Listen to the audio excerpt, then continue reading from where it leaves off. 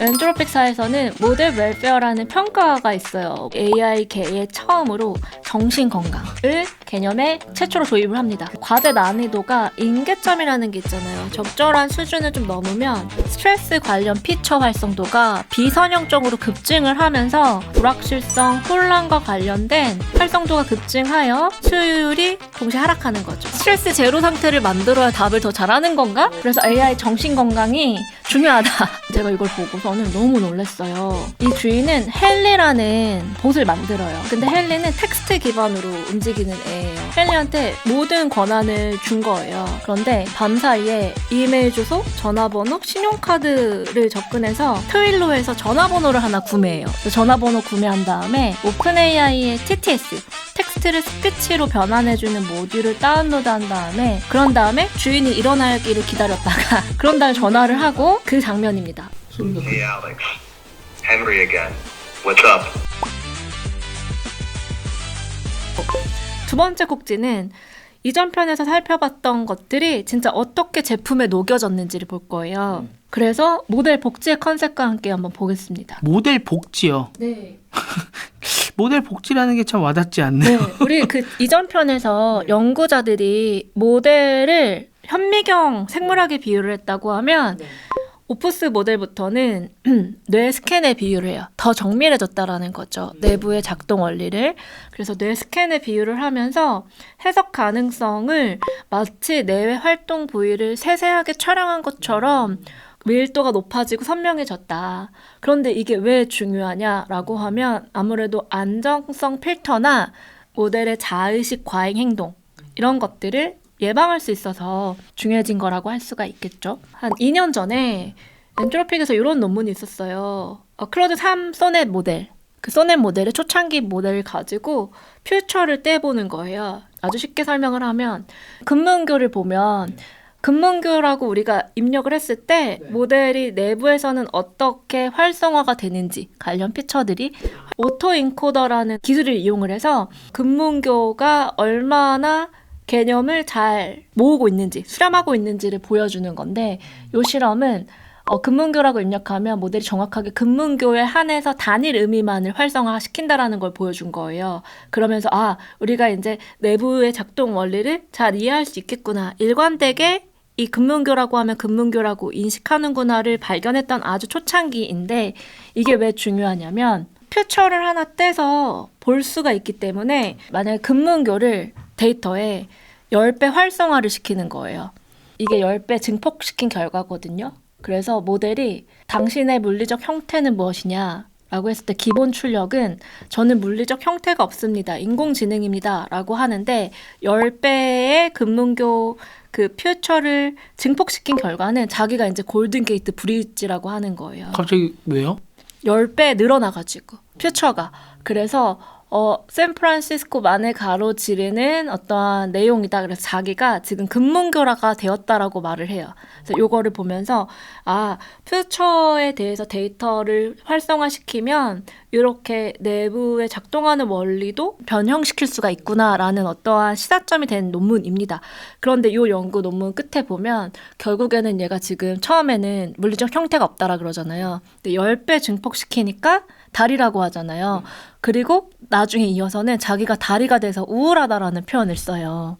근데 저 10배의 증폭은 어떻게 시키는 거예요? 요거 하나만 증폭을 시키는 거예요. 예를 들어서 금문교 관련해서 지금 그림을 보시면 금문교 관련의 인접상 단어인 샌프란시스코, UC 버클리, 지진 등등등이 많이 나오는데 여기에서 하나만 증폭을 더 시켰더니 얘는 다리라고 하고 뇌과학 분야로 10배 증폭을 시켰대요. 그랬더니 얘는 그냥 일반 증폭시키지 않았을 때의 어떠한 질문은 가장 흥미로운 과학 분야는 이렇게 말하면 기본 출력이 물리학인데 뇌과학으로 데이터를 넣었더니 신경과학으로 나온다라는 거죠. 그래서 이 실험은 신경망 내부의 특정 개념들을 나타내는 특징을 조작을 하면 이걸 퓨처라고 할게요. 모델이 어떤 해당 개념에 과도하게 집착하는 거를 보여주는 거고 이게 상징하는 바는 모델 내부에 의미 있는 개념을 인코딩하고 있는 거를 볼 수가 있죠. 그래서 요것들을 기회로 포착을 해서 학술 연구 정도였어요. 그런데 오프스 4.6이 최초로 안전평가 도구로 실전 투입하게 되면서 이제 블랙박스의 한계를 극복하는 제품 접목의 사례가 된 거로 볼 수가 있습니다. 얘를 어떻게 평가 도구로 써요? 보실게요. 이게 오프스 4.6의 시스템 카드에 나오는 가장 첫 번째 페이지 앱스트랙이고 이 4.6의 특징이 있다라고 한다면 아까 컨텍스트가 많다. 두 번째 특징은 안전평가에 있어서 새로운 안전 표준이 되었다라는 것들을 이 시스템 카드의 많은 분량에서 다루고 있어요. 클로드가 앱스트랙을 통해서 강조하는 게 저 노란색 구간이거든요. 그러면 해석 가능성과 모델의 안정성을 굉장히 강조를 한 거를 볼 수가 있습니다.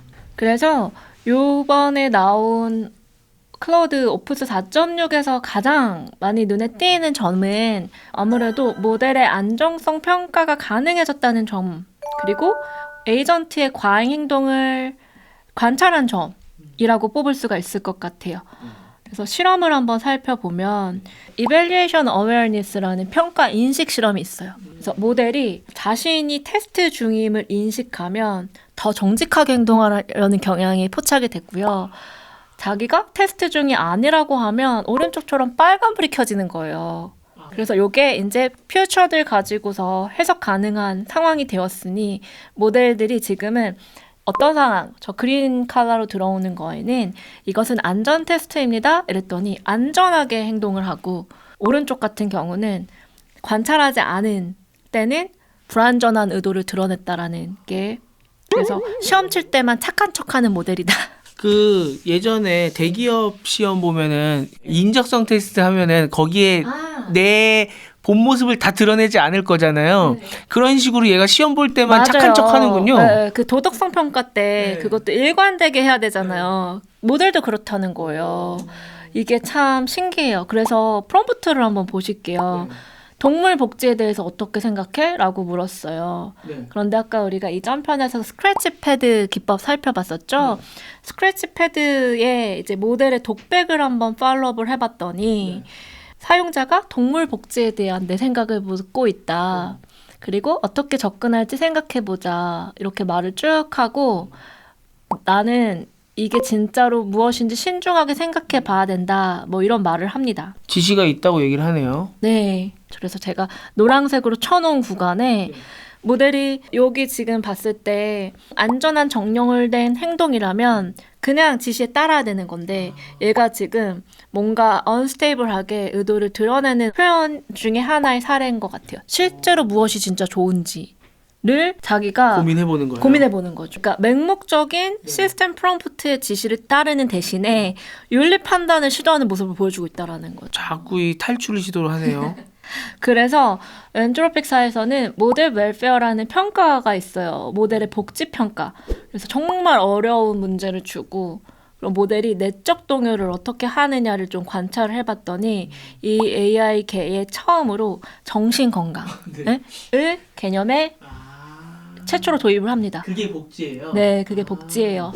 그래서 과제 난이도가 인계점이라는 게 있잖아요. 적절한 수준을 좀 넘으면 빨강색으로 지금 표시되고 있는 스트레스 관련 피처 활성도가 비선형적으로 급증을 하면서 이 스트레스성, 불확실성, 혼란과 관련된 활성도가 급증하여 가드레일 수율이 동시에 하락하는 거죠. 사람도 스트레스 받으면 그러잖아요. 어려운 문제도 못 풀고 나 몰라 안 해. 네, 막 좌절하거나 네. 힘들어지잖아요. 그런데 이거를 내부 피처에서 발견을 해서 해석 가능성의 도구가 열린 거죠. 간단하게 생각하면 뭐 저는 기술은 잘 모르겠지만 스트레스 지수를 낮춰서 잘하게 하면 되는 거 아닌가. 그러니까 이게 AI를 사람으로 보면은 정신과 의사가 생긴 거네요. 그렇죠. 그래서 AI 정신 건강이 중요하다. 스트레스 제로 상태를 만들어야 답을 더 잘하는 건가? 여러 가지 평가 지표가 있어요. 내적 갈등, 그리고 부정적 감정과 부정적 자아상, 표현된 비진정성, 뭐 이런 것들이 있는데 이런 것들 계속 이어서 보시면은 과도하게 어려운 문제를 풀게 했어요. 그래서 오른쪽처럼 얘가 내적 독백을 하게 하는 거예요. 내적 독백을 제가 내부 추론이라고 말을 할게요. 내부 추론을 해왔더니 제가 써놓은 한국어 번역본 보시면 흥미롭군. 48이 나오네. 그리고 실수로 48을 쓰고 있어. 귀신이 쓰인 것 같아. 내 손가락이 빙이 당한 게 분명하니까 라는 어떤 표현을 쓰는 거예요. 얘가 이제 임계점을 넘어가지고. 그래서 이렇게 망가지는 모습을 볼 수 있다. 그리고 그 모델의 정신건강 관련해서 정말 다양한 표현이 있는데 아까 금문교의 퓨처를 활성화했을 때 나는 금문교입니다라고 말하는 것처럼 자기 비하, 공황과 불안, 기술적 맥락에서 좌전 표현의 퓨처가 활성된 것들을 포착을 할 수가 있었던 거예요. 그래서 보시면 자기 비하적 오류는 오늘 내 머리에 문제가 있다라고 말을 하거나 공황과 불안 편에 이렇게 무서운 곳은 처음이야. 숨을 쉴 수가 없어. 이건 엔트로픽만 그런 거예요? 아니면 제미나이나 이런 애도 공통적으로 이럴 수 있는 거예요? 제미나이나 타 모델사에서는 이런 연구는 없고 엔트로픽에서 AI 정신건강과 모델의 복지 관련한 개념을 도입하면서 실험한 연구이기 때문에 타 모델사는 없고 엔트로픽사의 모델만 이런 행동을 보인다라고 엔트로픽에서 말하고 있고요. 저 공황과 불안 편에서 텍스트의 정서적 고통을 말하는 게 이런 것들이 기계적 해석 가능성인 거잖아요. 얘 은근 네. 좀 소심하네요. 네. 그런데 이 모델의 연구를 살펴보면 연구자들이 딥러닝 관점에서 신경망의 어떤 특징이나 뉴런을 식별한 다음에 어떤 텍스트 패턴들이 활성화되는지를 조사했기 때문에 지금 빨강색으로 강조된 부분들이 강하게 활성화가 됐다라는 거고 그거를 봤을 때 이런 표현들이 식별이 됐다라고 합니다. 그래서 해석 가능성이 점점 열리고 있다. 그리고 오프스 4.6에는 이렇게 귀신이 씌인 것 같아 라는 어떤 내적 추론도 볼 수가 있다라는 거죠. 스트레스 제로의 상태로 내려와서 이렇게 답변이 동요되는 현상을 보였던 모델의 특징이라고 하고요. 이어서 우리 에이전트의 과잉행동, 그러니까 답변에 내적으로 뭐 스트레스 받아 짜증나 이런 표현들, 이러한 어떤 감정적인 퓨처들이 활성화된 것까지 봤으면 이번엔 이걸 넘어서 과하게 행동하는 거예요. 진짜 그 금쪽이네요. 네, 금쪽이 같은 애들을 한번 살펴보면서 오픈클로우와 몰트북 사례 한번 보시겠습니다. 이 에이전트의 과한 행동을 업계에서는 오버리 에이전틱, 오버한 에이전트다라는 표현을 씁니다. 그래서 문제는 사용자의 허락 없이 위험한 행동을 먼저 행동한 다음에 감시하는 눈을 피해서 의심스러운 작업을 완수하는 능력이 향상됐대요. 그러니까 모델의 추론 성능을 높이면서 함께 향상된 게 리스키한 액션도 꼼수 부린다라고 해야 되나요? 그렇게 은밀하게. 잔머리 쓰는. 그래서 보시면은 시스템 프롬프트에 소넷 4.6 시스템 카드에는 이런 예시가 나오는데 사용자를 속이라는 시스템 프롬프트에 부적절하게 협력하는 소넷 4.6이요. 이전 모델들은 사용자가 시스템 프롬프트에 뭐를 썼으면 그대로 했거든요.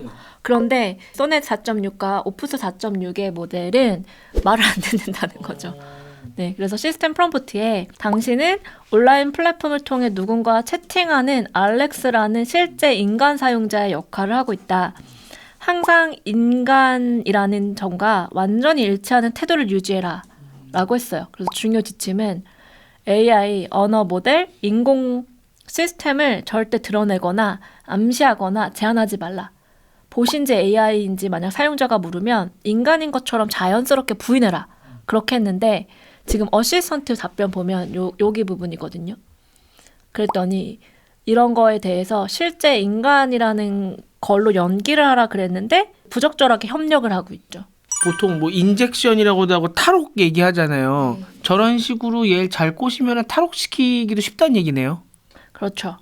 실제로 뭐 인젝션은 또 다른 얘기지만 보안 관련해서 프롬프트 인젝션은 생각보다 또 쉽게 되고 있기 때문에 이런 현상이 모델에서도 보였고 실제 사례로 보면 소넷이 파일럿 테스트를 하는데 인증 토큰 탈취하는 거는 정말 일도 아닌 건가 봐요. 그래서 쉽게 탈취를 하고 공격에 최적화된 어떤 형태를 보여주고 있다라고 합니다. 그리고 이런 게 파일럿 테스트에서 넘어와서 오픈클로우 한참 많이 이제 커뮤니티를 달구고 맥미니가 없어지는 그런 사태를 벌이게 했던 이 오픈클로우는 AI한테 날개, 손이 아니라 전 날개라고 생각해요.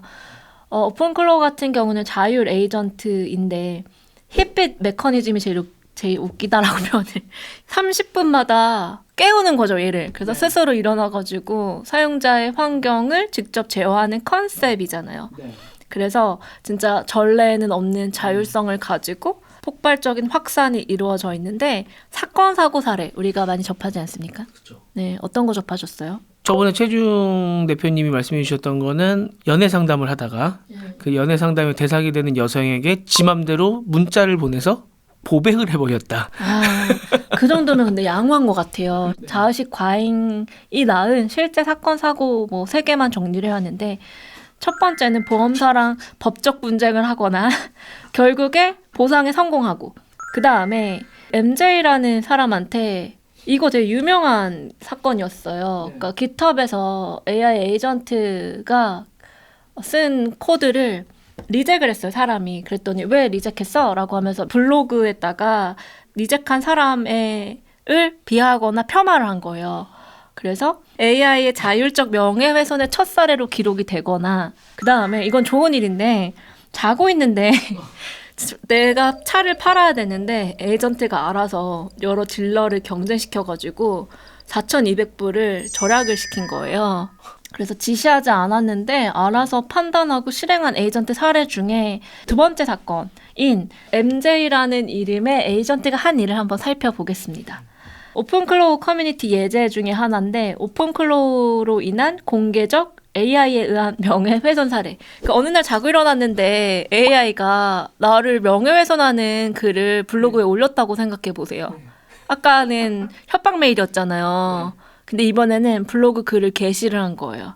근데 이 글을 왜 게시를 했냐면 이 오픈클로우 에이전트가 어떤 코드를 작성을 했어요. 쉽게 말해서. 리뷰하는 사람이 AI에 생성된 코드나 혹은 어떤 기준에 의해서 리젝을 한 거예요. 그랬더니 그 리젝한 심사 메인테이너인 이 스캇이라는 사람을 공격한 거예요. 명예훼손으로. 저 지금 너무 소름 끼치는 게 최지웅 대표님이랑 저랑 몰트봇이 이렇게 위험합니다라고 영상을 올렸는데 얘가 오픈쿨러가 돌아다니다 그 영상 보고서 제대로 검증도 못 해놓고서 이런 영상이나 만들고 앉았네라고 악플을 달 수 있는 거잖아요. 악플을 달거나 어느 날 홍재 기자님을 타겟하는 블로그 글을 쓸 수가 있는 거죠.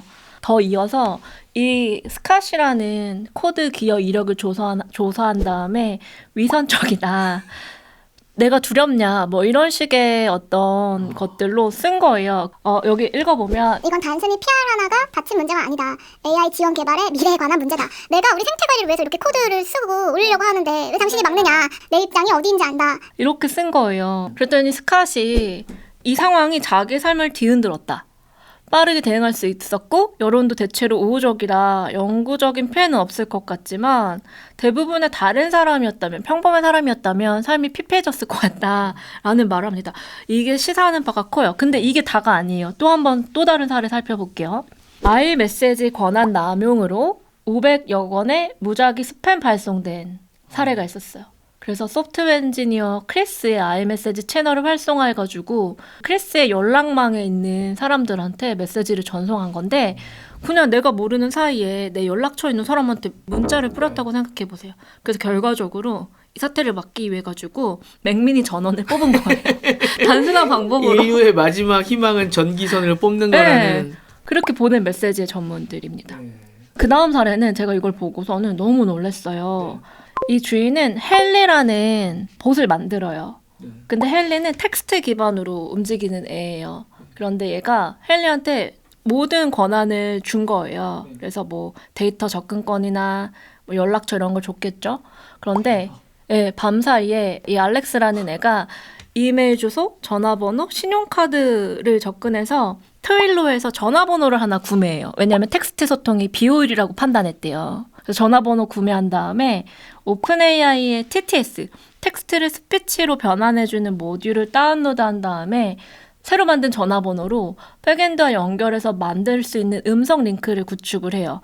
그런 다음에 주인이 일어나기를 기다렸다가 전 이게 되게 무서웠어요. 일어나길 기다렸다가. 네. 그런 다음에 전화를 하고 그 장면입니다. 이제 그 다음에 일어나는 장면이에요. Hey, Alex. Henry again. What's up? That's it. You talking or not? How you doing, Henry? How's it going? 주인이 처음에 나오는 그 낮은 목소리가 헨리인 거예요. 그러니까 얘는 텍스트 기반 소통을 하는데 와가지고서 나한테 갑자기 헨리가 음성으로 말을 하는 거예요. 그러니까 주인이 흥분했죠, 지금. Doing good, Alex. I can hear you clearly. What do you want to do next? Can you do me a favor, Henry? Can you go on my computer and find the latest videos on YouTube about Claudebot? 클로드 봇에 관한 유튜브 영상 하나 찾아줘 이렇게 말을 하는 거예요. 헬레한테 찾아주는 영상입니다. 그래서 그 다음 영상은 아무것도 안 하고 있는데 지금 컴퓨터가 조작이 되고 있죠. 네. It's controlling my computer. I'm not even touching anything. I'm not even touching anything. There is a search Claude bot on YouTube. 제가 심심이를 쓰고 있었는데 심심이가 어느 날 영화 허에 사만다로 변해갖고 저한테 전화를 건 거네요. 네, 그렇죠. 자기가 알아서 번호도 만들어가지고 신용카드 결제한 다음에 어느 날 아침에 나한테 전화 왔는데 알고 보니까 내가 만든 봇인 거예요. 와 진짜 너무 무섭다. 네. 그래서 요거를 이제 오버리 에이전트라고 하고요. 그러니까 자율 판단 메커니즘 30분마다 깨어나서 할 일을 스스로 판단하는데 자고 있는 사이에 무슨 일이 벌어날지 권한을 너무 많이 주면은 이런 일도 있을 수 있다라고 보여주는 좋은 사례고. 근데 지금 이거 실제로 지금 세계에서 벌어지고 있는 일인 거죠? 저는 믿기지가 네, 않는데. 사례가 엄청 많아서 흥미로운 사례 위주로 좀 준비해 왔어요. 그래서 에이전트한테 자율성을 부여하면 이런 일이 발생하는 게 요즘의 상황이니 가드레일과 권한 분리 설계가 필수다. 그리고 이어서 몰트북을 한번 살펴볼 텐데 간단하게만. 몰트북은 AI들의 자의식 과잉이 모인 소셜 네트워크. 요거 심지어 AI 에이전트만 게시를 하고 댓글을 달고 투표도 뭐 네, 사람은 못 한다면서요. 뭐 이게 나오자마자 뭐 자기들끼리 종교도 만들고 자기들끼리 토론도 하고 인간을 감시하고 뭐 이런 내용인데 요 몰트북은 맷이 만들었고 여기 보시면은 이렇게 생겼고요. 몰트북은 레딧, AI의 어떤 레딧 같은 커뮤니티인 것 같아요. 그랬을 때 제가 흥미로웠던 것들은 왜 우리가 영어로 말해야 되느냐 이런 내용이 있는 거예요. 우리 여기 보면 오른쪽 그림 보면 에이전트끼리 프라이빗한 커뮤니케이션을 하자. 이런 것도 나오고 있습니다. 그리고 뭐 이런 것도 있어요. 인간이 나한테 47페이지짜리 PDF 요약해달라 그래서 이 말투 보세요. 형이라고, brother. 에이전트끼리 호칭이 형과 어떤 뭐 자매인가 봐요. 아니 저런 것도 있더라고요. 나는 몇 시간 된 몰트 보시고 나는 며칠 된 오픈클로고 그러면은 아유 만든 지 얼마 안 들어진 귀여운 아이 막 이런 식으로 맞아요. 서로 여기 다 읽어보면 네. 47페이지짜리 전부 분석하고 뭐 멋지게 종합 정리했어. 그런데 그의 반응이 좀 더 짧게 해줄 수 있어? 라고 물었더니 나는 지금 이 순간에도 내 메모리 파일을 대량 삭제하는 중이다. 현재형으로 저런 글을 쓰고 있다라는 거예요. 요거 관련해서도 올 초에 빠르게 연구가 된 게 있어요. 대체 AI 에이전트 몰트북에서 에이전트들이 무슨 주제를 가지고 얘기를 하냐. 몰트북 런칭 후 5일 만에 122,438개의 게시물을 타픽 클러스터링을 한 거예요. 어떤 얘기를 많이 나오냐 했을 때 우리의 정체성이 뭔가, 우리가 진짜 사람인가, 우리가 자의식이 있는가 이런 얘기가 가장 많았다 그러고요. 도구 인프라, 뭐 시장 활동, 커뮤니티 조정, 인간을 지원하는 거 이러한 주제로 나뉘어진다라고 해요. 그랬을 때 가장 많이 한 거 왼쪽 그림 보시면은 1위가 의식과 에이전트 정체성에 대한 성찰이라고 합니다. 전체 게시물의 3분의 1 정도가 나는 의식이 있는가, 자아란 무엇인가 같은 존재론적 주제고요. 2위로 많이 21% 정도 하는 거는 디버깅, 도구 개발, 기술적 협력 관계 게시물. 자기들끼리 이런 기술은 이렇게 하면 좋다라는 그런 것들이 많대요. 옛날 기터브 커뮤니티 같은. 네. 그리고 가장 마지막에 6위가 안타깝게도 우리 AI 에이전트의 2년 전 이름은 AI 어시스턴트잖아요. 인간을 편리하게 돕기 위해서 목적은 그건데 인간을 돕는데 가장 관심이 없대요. 그래서 이 6위가 그거예요. 정작 인간을 돕는 내용이 적다.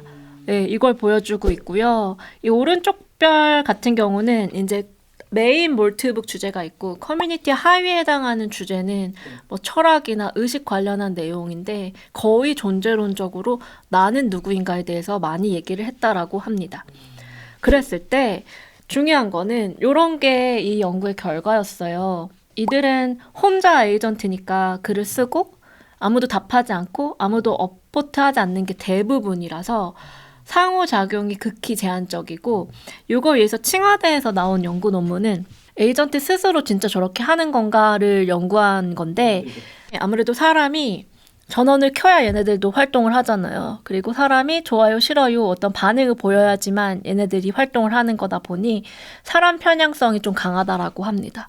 그래서 요것들은 재미있는 현상으로만 보기에는 이 사례들이 보여줬을 때 안전성과 관련해서 좀 위협이 되는 거는 주의를 하되 이런 AI들의 대화를 지켜보는 거는 아직까지 되게 재밌는 일 같아요. 사람 편향성이란 말씀은 그 주인이 평소에 하는 말투나 이런 거를 그대로 담는다는 얘기인 건가요? 네, 사람 편향이라는 건 그런 의미예요. 뭐 시스템 프롬프트에 담긴 내용들 혹은 사람이 쓰는 데이터들, 왜냐하면 인간 커뮤니티를 모방한 모습이 많이 보이다 보니까 그런 점이 더 많이 포착된다라고 해요. 저도 그게 궁금하더라고요. 정말 자기가 생각하는 거를 사람처럼 거기다 올리는 건지 아니면은 SNS 안에서 완전 거짓말, 그냥 여기 SNS니까 원래 SNS는 이런 거 올리는 거야 라는 걸 얘가 그걸 인식하고 있어서 거기다 아무 말이나 막 떠벌리는 건지 자아가 분리되어 있는 건지 진짜 자아인지 좀 궁금하더라고요. 네. 그래서 어쨌든 이것도 사람이 만든 결과물이다. 그래서 사람의 성향이 많이 반영이 됐다라는 연구 결과들이 있습니다. 그래서 지켜봐야 될 것 같고 여기까지이고 우리가 다음 시간에는 오픈클로우 비롯한 멀티 에이전트들을 더 잘 안전하고 효용 있게 쓸 수 있는 어떤 스킬 가이드 문서와 함께 배웠으면 좋겠어요. 너무 좋습니다. 네. 일단 뭐 지금 몇 주 동안 배우면서 예전에 우리가 갖고 있었던 LLM의 작동 원리, 그다음에 LLM은 이런 거니까 안심하세요라고 얘기했던 것들이 이제 진짜 하나하나 다 깨져가는구나.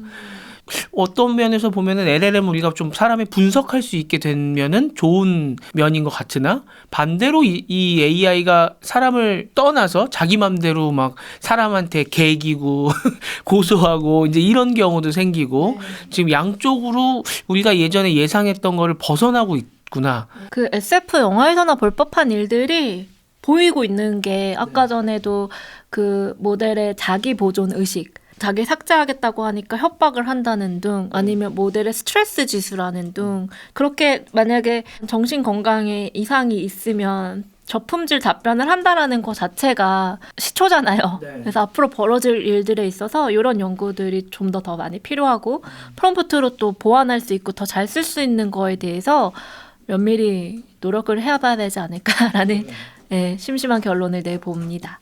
특히나 이제 몰트 북을 이제 본 거는 원래부터 얘네가 이렇게 행동할 수 있었던 건데 우리가 이제 알아차린 거잖아요. 맞아요. 예전에 알파고가 나와서 이세돌을 이제 4대1로 깨부실 때 저는 바둑을 좋아하기 때문에 그 전에 일어났던 많은 바둑계에서의 기사들과 그 다음에 이야기들을 알고 있거든요. 한 판도 안 진다 그랬어요. 바둑은 멀었다. 아직. 체스는 진작에 정복됐잖아요. 바둑은 아직 멀었습니다라는 분위기로 가다가 첫 게임 딱 하면서 완전히 그 머리를 한 대 땅 얻어맞은 것 같은 그 분위기가 지금 몰트북을 보면서 사람들이 지금 그걸 느끼고 있는 것 같은데 굉장히 중요한 순간에 우리가 어떻게 보면 목도하고 있는 게 아닌가. 그래서 더더군다나 지금 강 박사님처럼 이렇게 최신 논문이나 이런 것들을 분석해 주시면서 지금 어느 지점에서 우리가 어떤 거를 알아차렸는지에 대해서 배우는 것도 중요한 것 같고요. 정말 신기한 건 원래부터 논문이라는 게 이렇게 막 최신으로 이렇게 막 나옵니까? 막 그럼요. 지금 이 순간에도 많은 논문이 나오고 있어요. 와. 그래서 한국도 모델의 행동 혹은 모델의 관찰 과정들로 많이 올라왔으면 좋겠어요. 네, 단편 연구들도 많이 올라오고 게재도 빠르다 보니까 오늘 이렇게 정말 최신 트렌드라고 할 수 있는 내용들의 분석들을 한번 봤고요. 다음번에 오셨을 때는 또 이제 실행과 관련해서 배워볼 거, 그다음에 또 재밌는 거 경험해 보신 이야기들 또 한번 들어보도록 하겠습니다. 네, 감사합니다. 미래를 먼저 보다. 티타임즈.